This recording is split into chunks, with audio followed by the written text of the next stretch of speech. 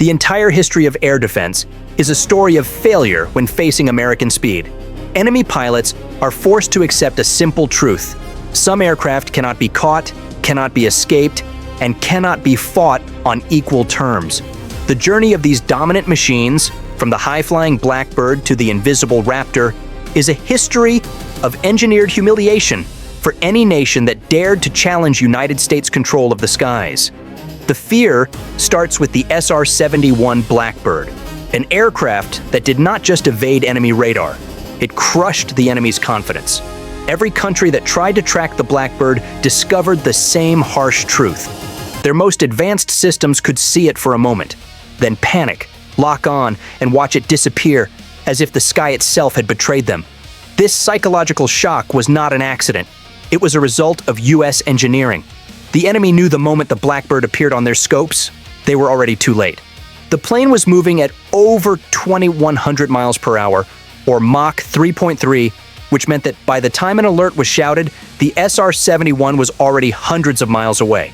That speed was not just a number, it was absolute dominance. It meant no missile could ever reach it. Every enemy air defense commander understood the horrifying reality.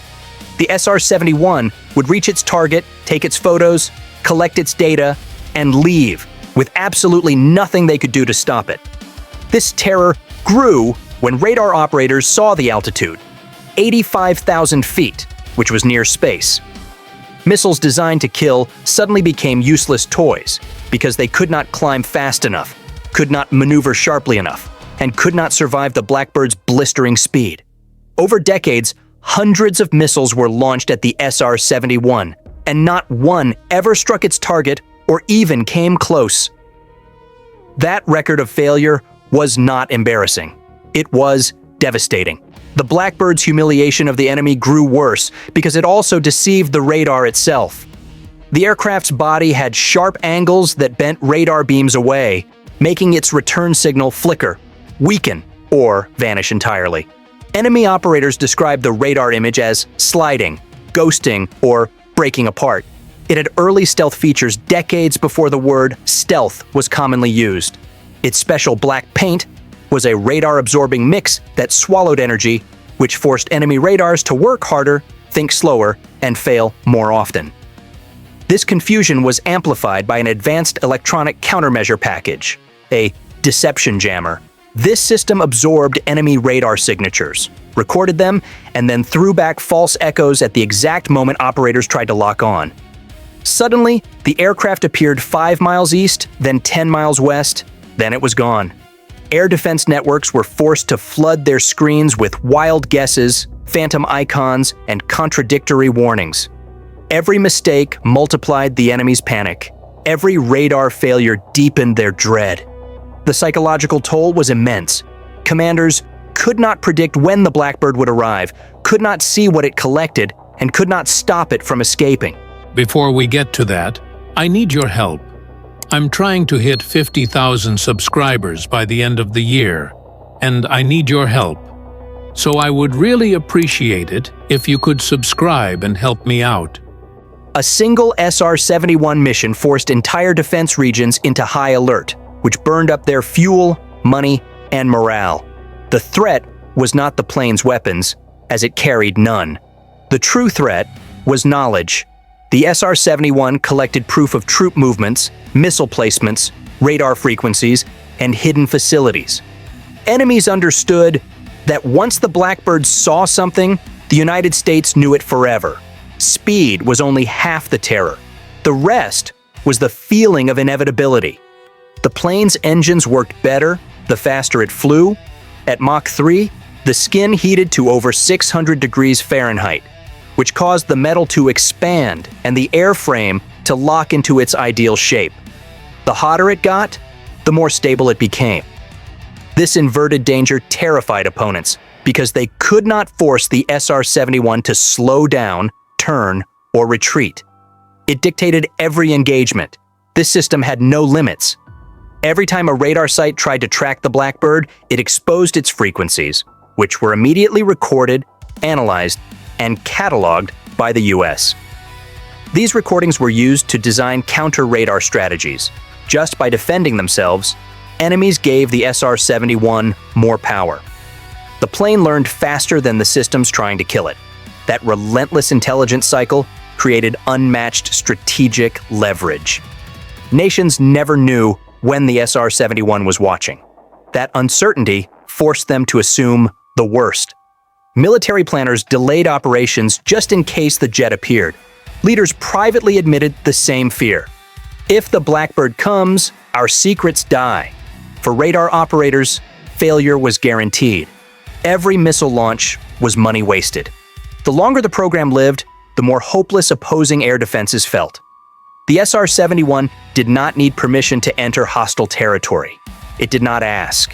It did not sneak. It roared across borders because nothing could stop it.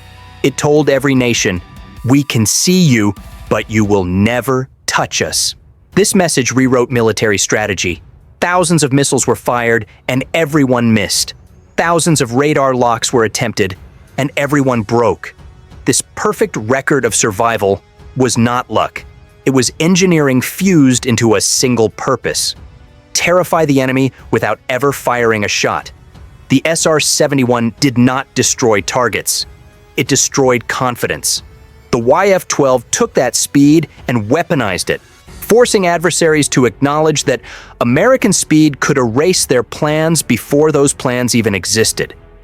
It operated in a realm that no rival fighter, bomber, or interceptor could reach.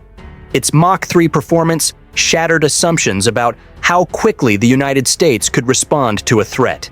The moment the YF-12 took off, the clock worked against any enemy aircraft approaching American airspace. Flying at over 2,275 miles per hour and above 80,000 feet, it reached hostile targets long before they realized they had been detected. Speed became a weapon, and altitude became a shield, which produced a preemptive dominance that rival militaries could not match. The aircraft's presence alone forced foreign planners to accept that mass bomber raids could be shredded before they even crossed an ocean. The YF-12 accomplished this with technology years ahead of its time. Its Hughes NEASG-18 radar was the first capable of tracking and engaging targets at ranges that completely reshaped interception doctrine. While other interceptors struggled to lock on to one bomber, the YF-12 could track multiple aircraft at long distance and prepare missile shots before the enemy could even react. The AIM-47A missile was built to match this capability. It flew faster than most fighters and could hit moving bombers without requiring the YF-12 to slow down or maneuver. This created an entirely new interception environment. The YF-12 stayed beyond the reach of defensive fighters. No interceptor in the world came close to its performance. Every potential opponent knew that if the YF-12 launched, nothing could chase it, and if it fired, nothing could outrun its missiles. Before we get to that, I need your help. I'm trying to hit 50,000 subscribers by the end of the year, and I need your help. So I would really appreciate it if you could subscribe and help me out. The psychological impact was enormous. The existence of the YF-12 made traditional strategies of overwhelming defenses obsolete. The bomber stream could be intercepted at extreme range. Escort fighters could not reach the YF-12. Electronic warfare systems could not blind it. Missiles could not outrun it. The aircraft created fear because it did not behave like a fighter. It behaved like a force of nature. At Mach 3, it could respond to real-time warnings fast enough to stop threats detected by satellites. American speed became a guarantee that nuclear bombers would never reach their targets. This certainty forced adversaries to change strategy toward ballistic missiles, as aircraft-based strikes became less attractive because the YF-12 could break them apart before they began. Pilots studying the system saw the numbers and knew their own aircraft could not climb fast enough or high enough to survive a confrontation. The radar that guided the missile was more powerful and stable at high speed than anything the Soviet Union had in service. The result was a recognition that no bomber crew would face a fair fight. The YF-12 broke enemy confidence. It could appear, fire, and vanish before the enemy could respond. Adversaries had to assume that an American interceptor existed in the sky that they could not detect, could not outrun, and could not counter. American speed had become a strategic weapon capable of crushing threats before the threats formed.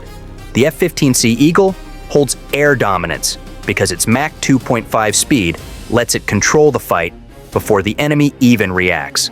Speed is a weapon that decides who sees first, who climbs first, who shoots first, and who escapes without being touched.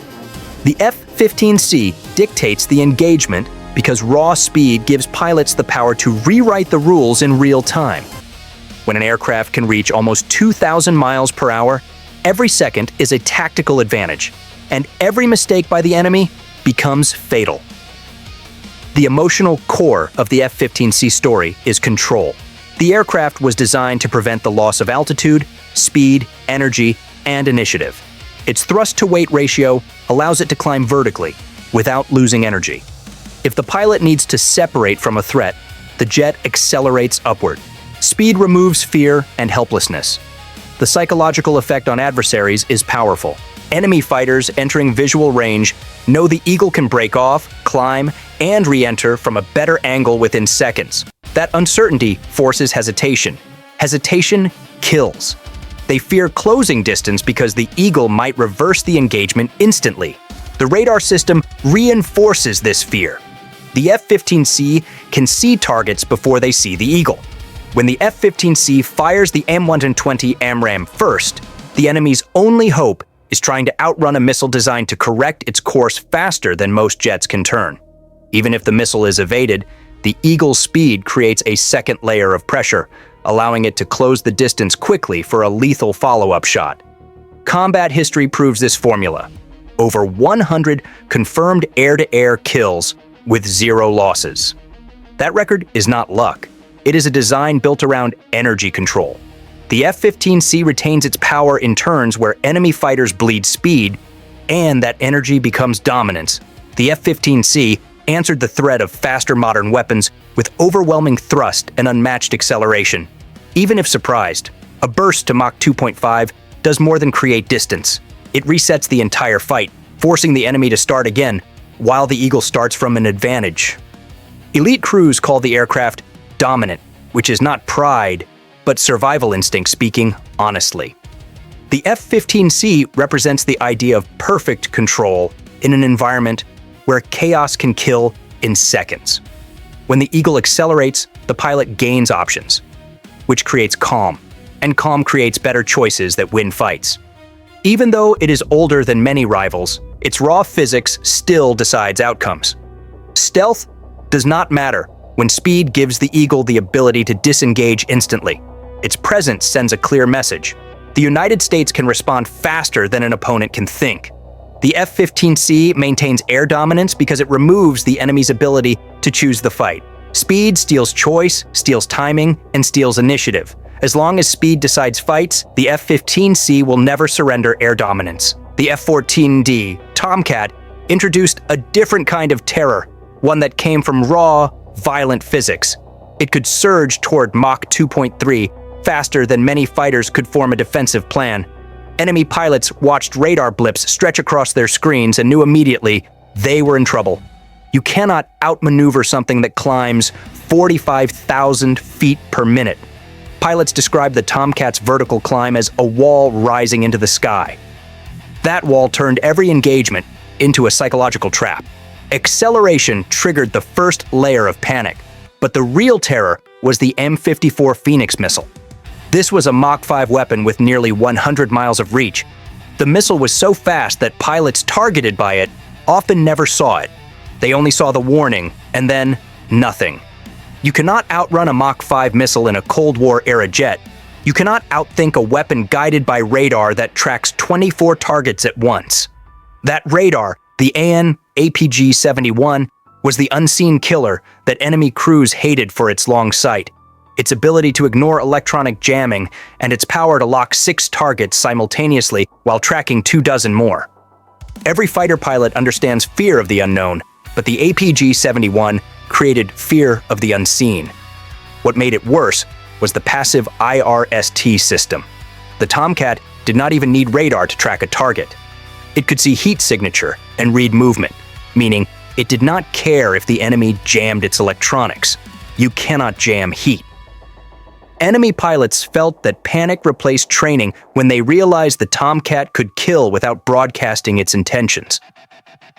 The F-14D's long-range kill chain was built for psychological destruction. A pair of Tomcats could launch Phoenix missiles long before entering visual range. They could fire, turn away, and climb, leaving their targets to fight ghosts.